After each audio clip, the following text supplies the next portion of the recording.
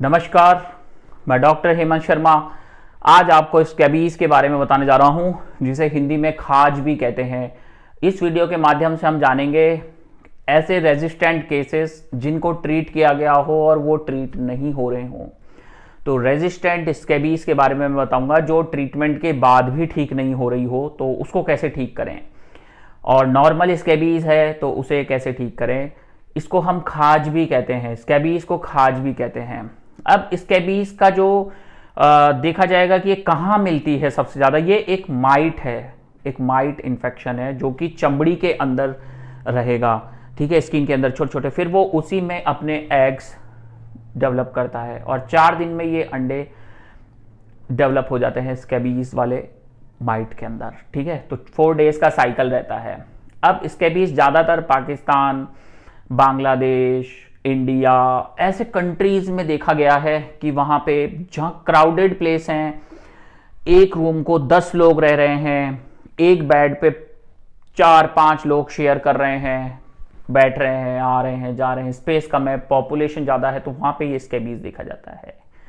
बाकी ऐसा नहीं है कि इंडिया, पाकिस्तान, बांग्लादेश, अफगानिस्तान इन जगह पे ही है, ये यूरोपियन कंट्रीज में भी है, वहां पे भी है, ठीक है। तो ऐसा नहीं है, होने को तो कहीं पे भी होता है, पर ज्यादातर ये क्राउडेड प्लेस में देखा जाता है। और सबसे ज्यादा जो स्कैबीज है इफेक्ट करती है वो इम्यूनो कॉम्प्रोमाइज्ड लोगों को करती है। इम्यूनो कॉम्प्रोमाइज्ड कौन होते हैं?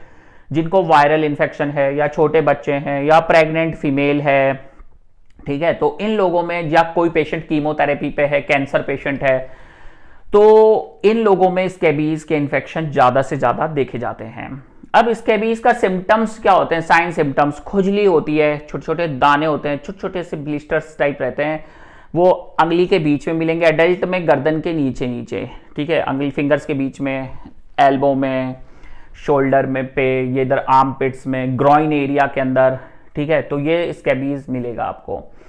अब कई बार कंफ्यूजन हो जाता है डर्मेटाइटिस, ठीक है, और एक्जिमा और स्कैबीज में। तो ध्यान रखो, स्कैबीज ज्यादातर वहां होता है, जैसे हम कपड़े पहनते हैं ना, जैसे मैंने टी शर्ट पहना तो टी शर्ट के अंदर एक्सपोज्ड एरिया में, जो बाहर के एरिया में हो रहा है, जो सनलाइट एक्सपोज है, तो ज्यादातर वहां पे डर्मेटाइटिस वगैरह होता है, ठीक है। होने को तो कोई भी इंफेक्शन कहीं पे भी हो सकता है। अब ये बच्चों में भी होता है, बड़ों में मैंने बताया गर्दन के नीचे नीचे होता है, होल बॉडी में कहीं पे भी हो सकता है। बड़ों के अंदर, छोटे बच्चों में ये फेस पे भी हो सकता है, चेहरे पे हो गया, स्काल्प पे हो गया, छोटे बच्चों के अंदर ये रहेगा स्कैबीज। अब घर में किसी एक को स्कैबीज होता है तो पूरा परिवार इन्फेक्ट हो जाता है, पूरे परिवार इन्फेक्ट हो जाता है। कई बार होता है स्कैबीज, जैसे यहाँ हाथ के बीच में आया, आपने खुजली की संगली से, फिर यहाँ लगा लिया गर्दन पे, यहाँ टच कर लिया, यहाँ टच कर लिया, तो वो ही माइट हर जगह फैल गया बॉडी में, और धीरे धीरे ये बढ़ता है। तो इसका ट्रीटमेंट मस्ट है, पूरे परिवार को ट्रीट करना पड़ता है। इसको बोलते हैं छुआछूत की बीमारी, टच करने से फैल जाता है। और कैसे फैलता है? जैसे आप पब्लिक ट्रांसपोर्ट यूज करते हैं, ट्रेन में जा रहे हैं, उससे हो सकता है, कोई बस में ट्रैवलिंग कर रहा है, उससे हो सकता है, क्योंकि लोग काफी पास रहते हैं, कोई टच होता है, ठीक है, कोई बेड शीट के टच हो गए, सीट पे है, तो ये छुआछूत की बीमारी है। आपके कपड़ों से दूसरे ने अगर आपके कपड़े इस्तेमाल कर लिए तो उसको भी हो सकता है स्कैबीज, ठीक है। इंसान से दूसरे इंसान में जाता है, कोई शारीरिक संबंध बना रहा है तो उससे हो सकता है, ठीक है, कोई किसी को गले लग रहा है, हाथ मिला रहा है, उससे हो सकता है स्कैबीज, ठीक है। छूने से फैलता है, तो छूने से थोड़ा दूर रहें, ज्यादा छुआ चिपका चिपकी कम, मीन्स थोड़ा दूर रहें, मेंटेन रखें, क्योंकि कई बीमारियां ट्रांसमिट होती है टच करने वाली। अब उसके बाद मैं आपको बताता हूं, जो स्कैबीज होता है इसमें पूरे परिवार को ट्रीटमेंट लेना पड़ता है, कंप्लीट फैमिली, ठीक है। स्कैबीज, नॉर्वेजियन स्कैबीज और भी खतरनाक होती है, ठीक है। स्कैबीज में जैसे छोटे बच्चे को है, बड़े को है, किसी को भी है, तो आप पहले अच्छे से नहा लें, फिर उसके बाद एक परमेथ्रिन क्रीम आएगी, वो पूरी बॉडी पे, ये नहीं कि यहां खुजली है तो सिर्फ यहीं लगाया, यहां है तो यहीं लगाया, यहां है तो यहां नहीं, होल बॉडी पे। सस्ता क्रीम आता है परमेथ्रिन 5%, वो होल बॉडी पे आपको लगाना है, 23-24 घंटे, 10-12 घंटे पूरा बॉडी पे रखना है, ठीक है। रोज नहीं लगाना है, पहली चीज तो रोज नहीं यूज करना है, नेवर एवर अप्लाई डेली। फिर 7 दिन बाद यूज करेंगे। क्यों 7 दिन बाद यूज करते हैं इसको? उसका कारण है कि जो आपने बॉडी पे लगाया तो नया जो माइट था वो किल हो गया, अब जो उसने लार्वा छोड़ दिया वो 4 दिन बाद ग्रो करेगा, 3 दिन पे आएगा, तो वो 7वें दिन पे हम फिर क्रीम लगाएंगे। अब ये पूरी फैमिली को लगाना है, होल फैमिली, क्योंकि क्या होता है आपने ट्रीटमेंट लिया, परिवार के किसी सदस्य ने नहीं लिया, उसको भी ये था, बाद में उसको भी अपीयर हो रहा है, और सेम डे सेम टाइम पे सभी को यूज करना है, अलग अलग नहीं करना है। और जो आपके कपड़े हैं उसको आप नॉर्मल वॉश करेंगे, स्कैबीज का माइट मरता नहीं है, तो उन कपड़ों को आप पैक कर दें, या फिर बहुत गर्म पानी जो 100 डिग्री सेल्सियस होता है उसमें गर्म करके उबालेंगे, तब जाके ये माइट किल होता है। या फिर 4, 5, 7 दिन के लिए जो बेड शीट्स, ड्रेस आप यूज कर रहे थे, जो इन दिनों में आपके फैमिली ने यूज किया, उसको पैक कर दें 7, 8, 10 दिन के लिए, फिर उसको इस्तेमाल करें, फिर उसको वॉश करके फिर इस्तेमाल करें, तो वो माइट मर चुका होगा।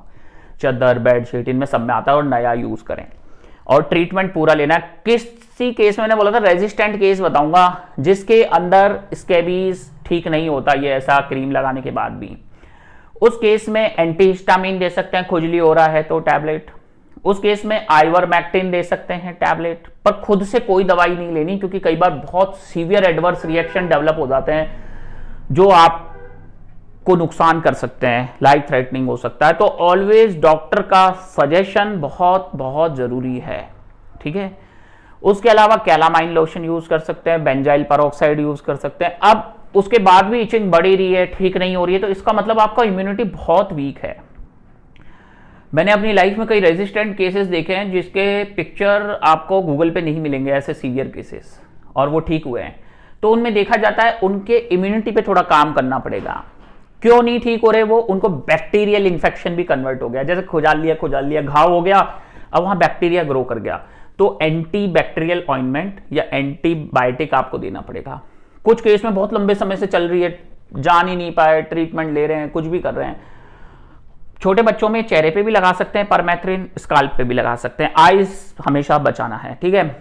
कुछ केस में फंगल में भी चला जाता है, जैसे लंबा इंफेक्शन हो जाता है, एंटीबायोटिक भी दे ली, ठीक नहीं हो रहा, एंटीबायोटिक भी दे ली, तो एंटी फंगल का रोल आता है। तो ये एक एक्सपर्ट ही ट्रीट करेंगे। छोटे मोटे केस तो ट्रीट हो जाते हैं, पर कई बार सीवियर केसेस में कन्वर्ट होते हैं, तो उसमें एक एक्सपर्ट का ओपिनियन का जरूरत है। छोटे केस में भी एक्सपर्ट चाहिए, और न्यूट्रिशन रोल प्ले करेगा, थोड़ा healthy lifestyle role play करेगा, कुछ नेचुरल चीजें हैं जो आपका इम्यूनिटी बूस्ट करेगा, योगा, मेडिटेशन, अच्छा डाइट, वेजिटेबल्स, ठीक है, वो सब इंपॉर्टेंट रोल प्ले करेगा। आप डायबिटिक हैं तो डायबिटीज कंट्रोल करना पड़ेगा। लास्ट में थैंक यू, धन्यवाद, गुड बाय। वीडियो अच्छा लगा तो लाइक करें, चैनल पर नए हैं तो सब्सक्राइब करें, धन्यवाद। और अगर आपको भी स्कैबीज है तो व्हाट्सअप नंबर मेरा इस वीडियो के डिस्क्रिप्शन में है, कृपया डायरेक्ट कॉल ना करें, व्हाट्सएप पे जाके अपना अपॉइंटमेंट बुक करें, मैसेज करें। थैंक यू, गुड बाय, नमस्कार।